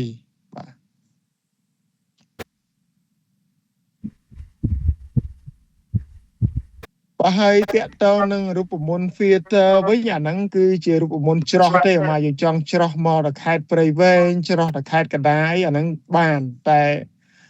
ម្សិលមិញយើងបានឲ្យវាធ្វើឲ្យនេះរូបមន្ត filter យើងនៅក្នុង dashboard នេះម្សិលមិញវាធ្វើឲ្យតែនេះ filter នេះប៉ុន្តែគេប្រើលក្ខខណ្ឌ if error ឯនឹងផ្សេងទៀតដើម្បីបង្ការវានៅពេល error វាចេញទិន្នន័យអីផ្សេងហ្នឹងទៅបាទតែអានឹងចាំថ្ងៃក្រោយខ្ញុំនឹងបរៀនថា if error ហ្នឹងគេគិតគេធ្វើម៉េចបាទដាក់ដើម្បីអីបាទអញ្ចឹងបានប៉ុណ្ណឹងអត់អីទេបងណាហើយយល់ហើយ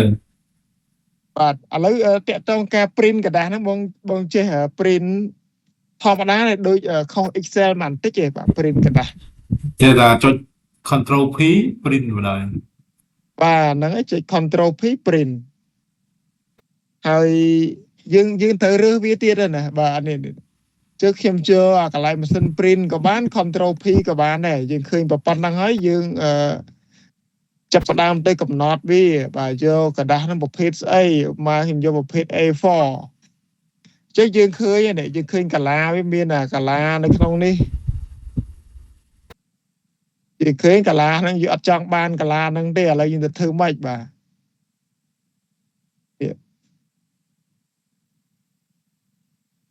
នឹងយើងអាចដោះកាឡាហ្នឹងបានបាទឧទាហរណ៍យើងអត់ចង់បានកាឡាហ្នឹងទេ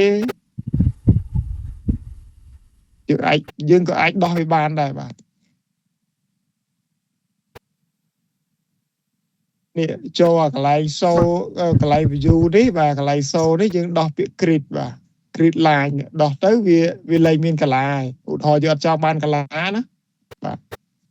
ហើយយើងយកទៅ print នេះគឺលែងមានកន្លែងនេះទេអានោះបើសិនតែករណីយើងអត់ចង់បានកន្លែងគឺយើងចូលនៅកន្លែងណាបាទបងចូលកន្លែង view ហើយយកសូកន្លែងនេះបាទ grid line ហ្នឹងគឺយើងដោះវាចេញបើយើងចង់ដាក់វិញក៏បានដែរនេះបាទអញ្ចឹងកន្លែងមុខងារ print របស់វាហ្នឹងគឺមានច្រើនណាមានយើងអាចមើលទៅបាទមានប្រភេទกระดาษហ្នឹងគឺដូចតែ Excel ដែរទេមានកระดาษឈើกระดาษដេកក៏ដូចតែគ្នាដែរបាទអ្វីដែលខុសគ្នាគឺកន្លែងនេះកន្លែង scan នេះបាទមានកន្លែង normal កន្លែង fit ផ្ដេក fit feature កន្លែងបាយលេខបាទយើងអាចកំណត់លេខเกมกระดาษเกมអីក៏ដោយខ្លួនឯងក៏បានដែរនៅក្នុងហ្នឹងអញ្ចឹងបងអាចយកទៅមើលសាកល្បងសិនទៅកន្លែង print បាទហើយយើងអាចការកំណត់ break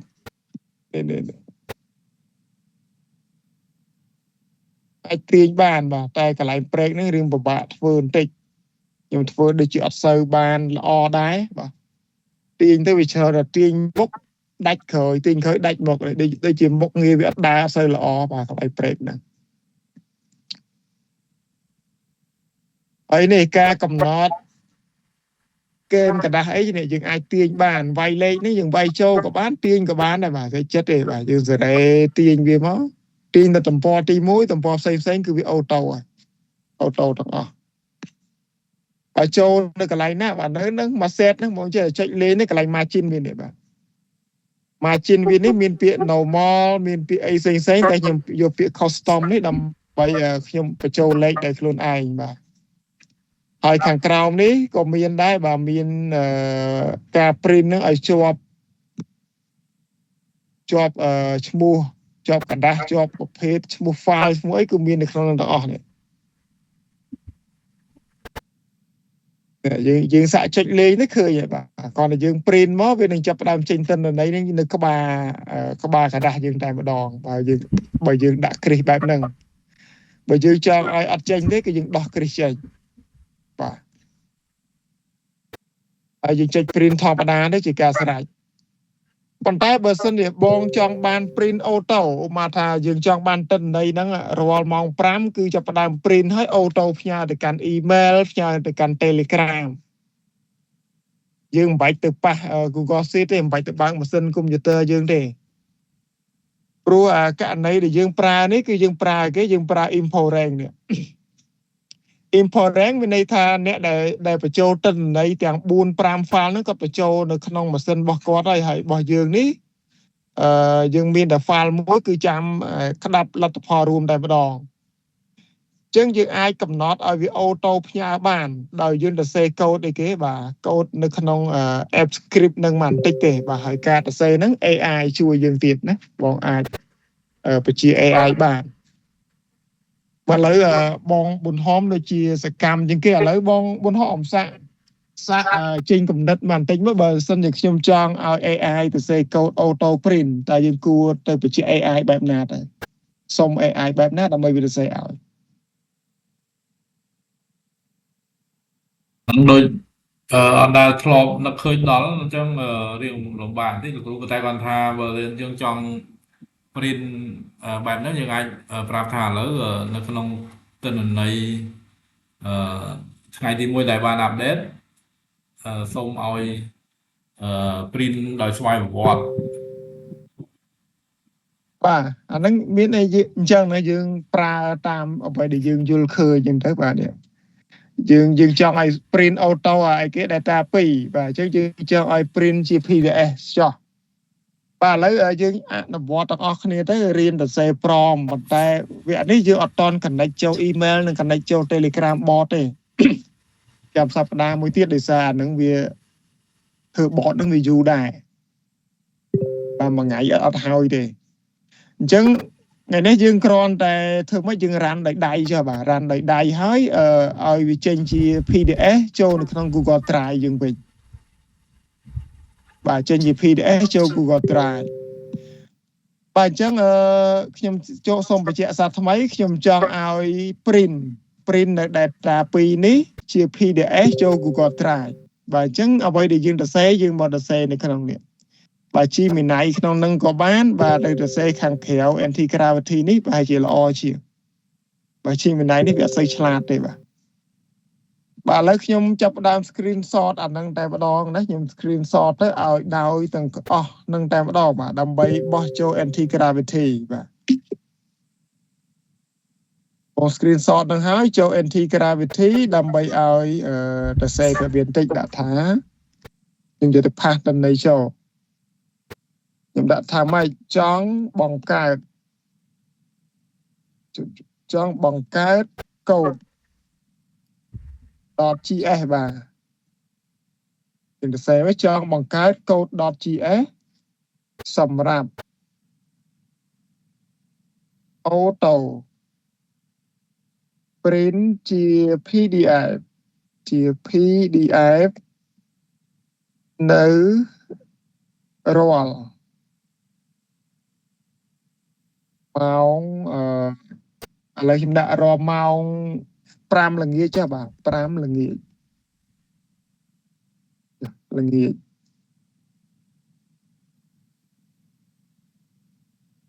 បាទដាក់តែប៉ុណ្ណឹងខ្លី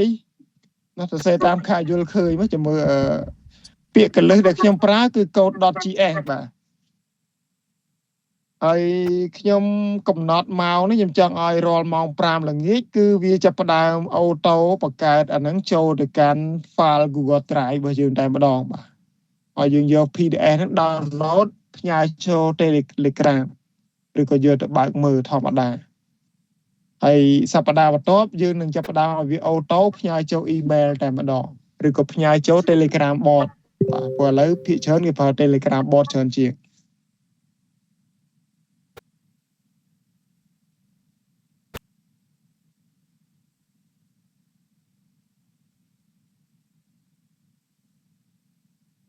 បើអញ្ចឹងវាកំពុងតែសរសេរហើយជាបងតន់ទាំងអស់គ្នាណាថតឲ្យចំចេះវិធីសាស្ត្រថតកុំថតតិន័យតិចបាទថតមកអេក្រង់អញ្ចឹងតែម្ដងដើម្បីឲ្យវាឃើញនេះដោយសារយើងឈរនៅកាន់អីគេ data 2អញ្ចឹងមានន័យថាឲ្យវាសរសេរកូដវាយល់តែកន្លែងហ្នឹងវាចាប់ data 2ទៅហើយកណាសរសេរអាហ្នឹងហើយយើងស៊ីតយើងកុំដូរកណាដូរឈ្មោះរៀងយើងនឹងពិបាកចូលទៅដូរនៅក្នុងកូដបន្តិចបាទ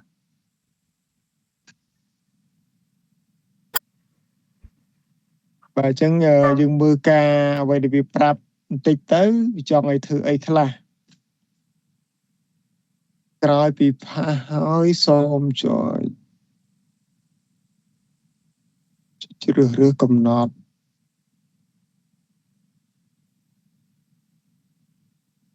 អូខេតែឥឡូវខ្ញុំចាប់ផ្ដើមបានកូដនឹងហើយខ្ញុំទៅ copy កូដហើយបងបានកូដអស់គ្នានៅក៏បានធ្វើអស់ឡើយមើលសិនចាំអីទេចាំធ្វើតាមក្រងហើយជាបើក NT gravity អត់តាន់ខ្ញុំចាំបាទខ្ញុំចាំសិនឥឡូវមើលបានទេតែមិនអីទេខ្ញុំធ្វើតាមក្រោយអូខេបាទអត់អីចឹងឥឡូវខ្ញុំ copy កូដហ្នឹងក៏បានដែរអញ្ចឹងមិញវិធីសាស្ត្រស្រួលទេណាយើងចង់ឲ្យបានកូដហ្នឹងបាទហើយនេះនៅកន្លែងនេះអានេះវាប្រាប់ខ្ញុំដែរនេះវាដាក់ឲ្យយើងដឹងដែរទំនើបទៀតណាវាដាក់ទៅនេះផ្ញើជា PDF នោះចូលទៅកាន់ email របស់អ្នកដែលស្វ័យប្រវត្តិនេះឡយទៀតណាវាផ្ញើទៅ email ឲ្យខ្ញុំទៀតឥឡូវជិះ email មួយណាបើយើងអត់ដាក់នេះហ៎បាទអញ្ចឹងមិញខ្ញុំថាឲ្យអូតូធ្វើ Google Drive ទេហើយអានេះ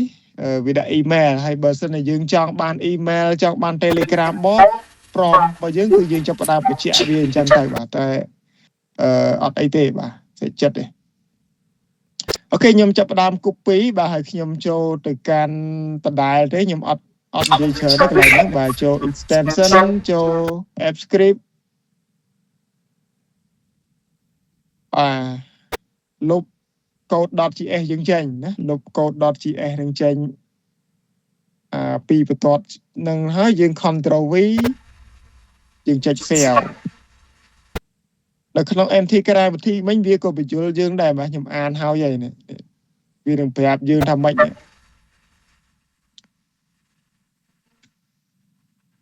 ទចុច save ហើយវាឲ្យយើង reload ឬក៏ refresh ចឹងទៅបាទ refresh ហើយវាថានឹងចេញ menu ថ្មីមួយទៀតបាទឥឡូវអញ្ចឹងខ្ញុំបាន save រួចហើយខ្ញុំចាប់ផ្ដើមទៅ refresh វាឥឡូវខ្ញុំ refresh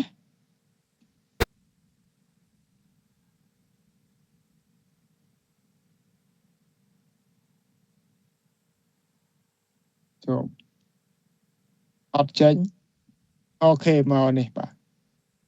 អញ្ចឹងវាចេញប៊ូតុងថ្មីមួយដែលវាឲ្យនេះបាទអញ្ចឹងយើងមានប៊ូតុងបាទឥឡូវកន្លែងនេះវាឲ្យយើងសាកល្បងបាទវាលយដែរវាចេះគិតដែរឲ្យយើងសាកល្បងតេស្តបាទចុចភ្លាមវាចេញ plate បាទឥឡូវខ្ញុំចុចសាកល្បងតេស្តមួយរាល់ការប្រើ script លើកទី1គឺដល់វាទាឲ្យយើងចុចបើក permission នឹងសិនហើយបាទអញ្ចឹងដដែលទេកន្លែងនេះអត់អីទេបាទយើងចូលអីគេ advanced ចូលខាងក្រោមនេះកន្លែងអីគេអត់សុវត្ថិភាពបាទ unsafe ចូល continue បើមិនគ្រីសចឹងយើងគ្រីសទាំងអស់ហ្នឹងទៅដើម្បីអនុញ្ញាតអីខ្លះនេះអនុញ្ញាត Google Drive បាទមានន័យថាវាសុំអនុញ្ញាតប្រើ Google Drive របស់យើងបាទ connect ជាមួយនឹង app script ហ្នឹង បាទខ្ញុំចុច continue ហើយប៉ុណ្ណឹង script នេះចាប់ផ្ដើមដើរបាទឥឡូវចាប់ផ្ដើមដើរហើយបងរិទ្ធីមានបញ្ហាអីអាចសួរបាន អធិស្ឋានគ្រូដូចជាអត់ឃើញ screen ហ្មង អត់ឃើញ script ណាវិញបង អត់ឃើញ screen គ្រូ share ណាគ្រូ អូដាច់ screen អេអត់ដាច់ទេណា screen ខ្ញុំ share អត់ដាច់ nó khơi thầm đàn ខ្ញុំឃើញធម្មតា បាទបងអាចចេញឲ្យបងចូលសារថ្មីហ្នឹងបងបាយគាំង screen ហ្នឹង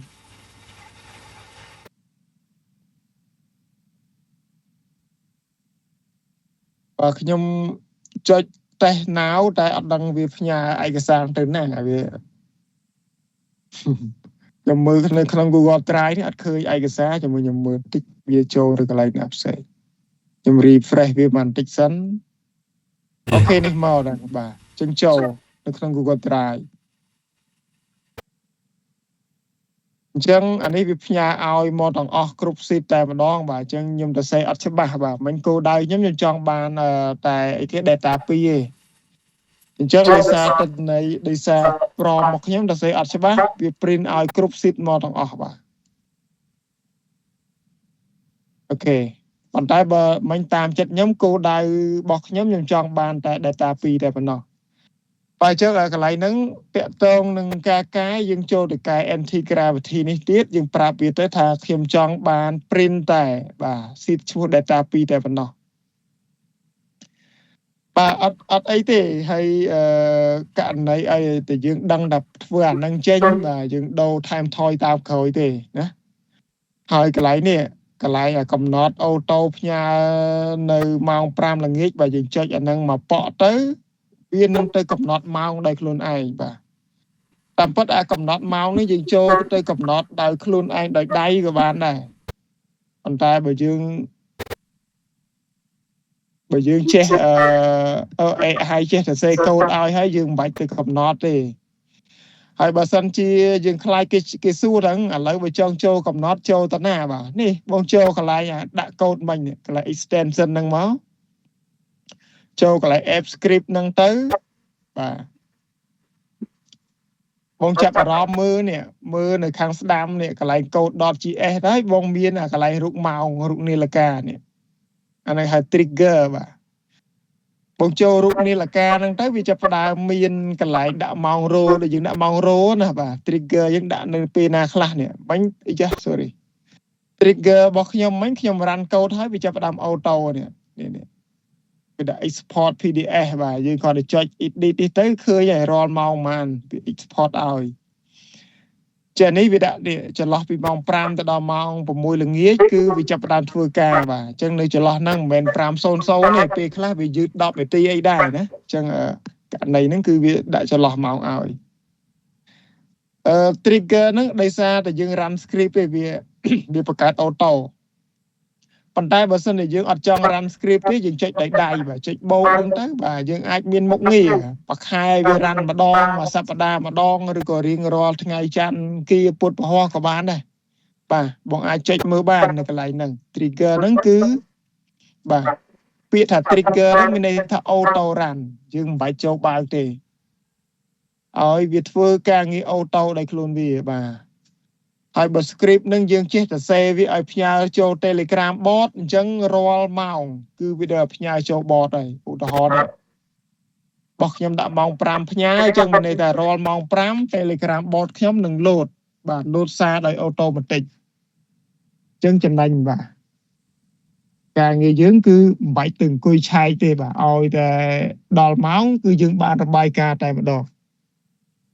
តោះបងមានបញ្ហាអីដែរបងប្អូនអរគ្នាកន្លែងហ្នឹង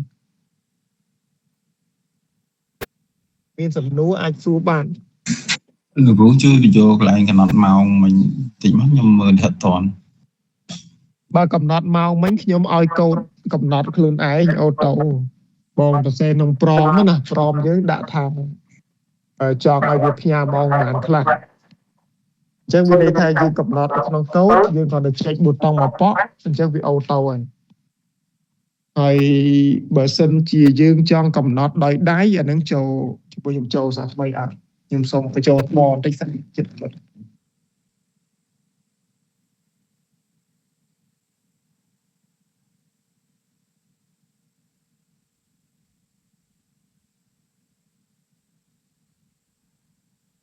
អញ្ចឹងកន្លែងនេះបងតកតងនឹង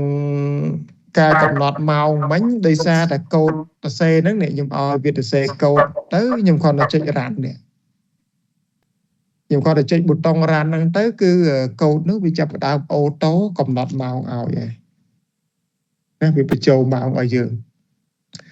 ប៉ុន្តែឥឡូវឧទាហរណ៍ថាយើងឥឡូវខ្ញុំអត់ចង់បង្កើតដោយកូដនោះទេយើងខ្ជិលទៅ edit កូដណាយើងចង់ធ្វើដោយខ្លួនឯង បាទអញ្ចឹងជំរឿនមានធ្វើម៉េចបាទបងចូលនៅកន្លែងបាទចូល sheet របស់យើងនឹងទៅចូលអីគេនេះ extension កន្លែងយើង copy code ចូលបាទ extension បងចូលកន្លែងនេះបាទ app script បាទហើយយើងមើលទៅនេះយើងមើលរូបមួយឈ្មោះមើលរូបនាឡិកានេះបាទកន្លែងនេះមិនកន្លែងផ្សេងកូដបាទអញ្ចឹងយើងមើលអាខាងឆ្វេងបំផុតនេះបងមើលរូបនាឡិកានេះទៅឃើញបាទហើយអាសញ្ញាវិលនេះអានេះ history ហ្នឹងមានន័យថាឧបមាថាយើងច្រឡំលុបកូដលុបអីយើងអាចបកទៅ version ចាស់យើងបានបាទដើម្បីរកកូដចាស់យើងបាទ history អញ្ចឹងគោលដៅយើងគឺយើងចង់បានកន្លែងនេះបាទកន្លែង trigger រូបនាឡិកានេះបាទបងគាត់ចុច trigger មកប៉ក់ទៅបាទបងក៏អាចកំណត់ឲ្យវារ៉ាន់អូតូបានហើយបាទអញ្ចឹងកន្លែងហ្នឹងយើងចុច trigger ហើយនេះយើងយកកន្លែង add នេះបាទហើយជួយយក add នៅខាងក្រោមនេះទេបាទយើងឃើញសញ្ញាបូកនេះ add trigger បាទចុច add មកប៉ក់ទៅឥឡូវឧបមាថា add ហើយខ្ញុំចាប់ផ្ដើមចង់បានអនុគមមួយណាឲ្យវារ៉ាន់បាទអញ្ចឹងយើងមើលនេះឈូសអនុគមបាទមានន័យថារើសមុខងា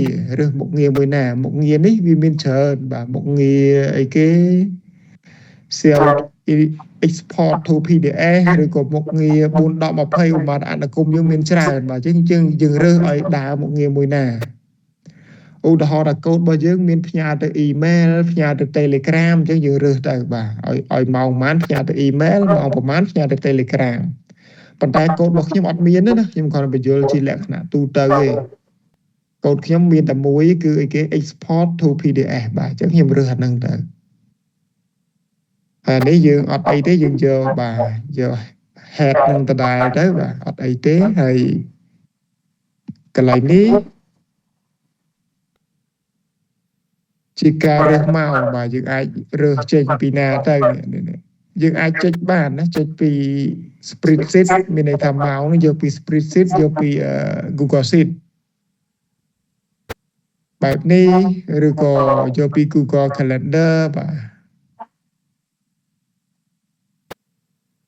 ទចុចបានណាបងអាចតេស្តមើលទៅនេះមានម៉ោងមានអីគេនេះផ្ញើម៉ានម៉ោងម្ដងបាទឥឡូវឧបមាថាយើងចង់ម៉ោង5 6ល្ងាចអីចឹងអាហ្នឹងគេយកកន្លែងណាបងរើសមកនេះចាំមើលខ្ញុំរើសឲ្យជប់អានេះតកតងបើខ្ញុំយក from calendar មានន័យថាអូតូផ្ញើតាមរយៈអីគេGoogle Calendar របស់ខ្ញុំនៅពេលដែល Google Calendar ខ្ញុំ update មានន័យថាម៉េចតំណែងនេះគឺផ្ញើអូតូតែម្ដងបាទបើធ្វើបែបនេះក៏ម្យ៉ាងស្រួលម្យ៉ាងដែរនេះបើមកតែយើងចង់បានអីយើងគ្រាន់តែទៅ update តំណែងនៅក្នុង Google Calendar របស់យើងទៅបាទអញ្ចឹងការងាររបស់យើងគឺចាប់ផ្ដើម load ចូល email ឬក៏ចូល Telegram bot តែម្ដងយើងមិនបាច់ទៅប៉ះ computer យ៉ាងទេហើយដំណាក់កាលអស់ហ្នឹងបងអាចសិក្សាស្រាវជ្រាវបានដោយងាយទេបង screenshot ទាំងអស់ហ្នឹងចូលនៅក្នុង Gemini ឬក៏នៅក្នុង NT Gravity ឲ្យវាបញ្យល់ទៅប៉ុន្តែខ្ញុំគិតថាមិនបាច់ទៅឈឺក្បាលទៅកែហ្នឹងទេសុខចិត្តទៅសេព្រមឲ្យវារ៉ាន់កូដអូតូផងទៅនៅយើងខ្ជិលទៅអង្គុយកំណត់អាហ្នឹងcòn đểយើងដឹងតាមមុខងារទាំងអស់ហ្នឹងវាអាចធ្វើការអីខ្លះបានបងចាប់ផ្ដើមទៅសង្ខេបគោលដៅរបស់យើងហើយយើងទៅប្រាប់ NT Gravity ឲ្យវាទៅសេកូដតែម្ដងចឹងចុចទៅមកប៉កអាហ្នឹងគឺអូតូសេរីម៉ោងសេរីអីឲ្យមកសន្លាញ់បាទបងមានបញ្ហាអីទៀតទេបងកន្លែងហ្នឹង បាទអរគុណ បាទបាទ ព្រោះពាក្យដែលយើងថាប្រើថា print ហ្នឹងមិនមែន print ចេញពីកុំព្យូទ័រមកក្រៅក៏ print នេះគឺជាអត្ថន័យមួយដែលគេប្រើភាសាមួយសម្រាប់វាបោះទៅក្នុងត្រៃបោះពីអាពីវត្តហ្នឹងទៅត្រៃវាដែរទៅមកយើងឲ្យវាផ្ញើចេញទៅតាម email ឬក៏ Telegram bot បាទបងបាទត្រូវបងត្រូវហើយករណីនេះមានន័យថាមិនមែន print ទេវាសាវតែប៉ុណ្្នឹងតន័យនេះគឺវាសាវទៅគឺ picture សាវដែលយើងអត់កំណត់ទេគឺវានឹងចូល Google Drive ហើយសប្តាហ៍ក្រោយនេះយើងនឹងចាប់ផ្ដើមអត់ឲ្យសាវចូល Google Drive ទេឲ្យវាអូតូផ្ញើចូល bot តែម្ដងហើយផ្ញើចូល bot វិញសុំសួរមួយទៀតតើតើយើងបានទិន្នន័យមកលើ Google Sheet នេះជំហានដំបូងគឺយើងសិក្សាពី Google Form អញ្ចឹងយើងកំណត់សេអីនោះចេញពី Google Form បាន